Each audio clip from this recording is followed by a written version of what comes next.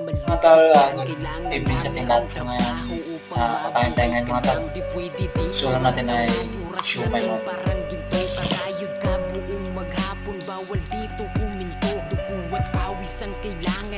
Bro, kain. Kahit nasa piso-piso, basta lang magkakapera. Kahit ikaw ay pagod, kailangan mo pa rin bumangon. Dahil sayang din naman ang kikitain mo maghapon.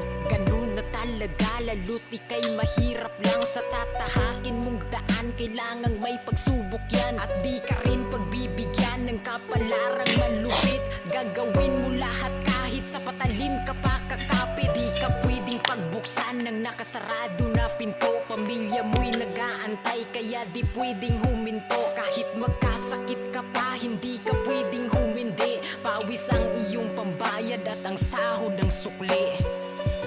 Kahit ganun pa man,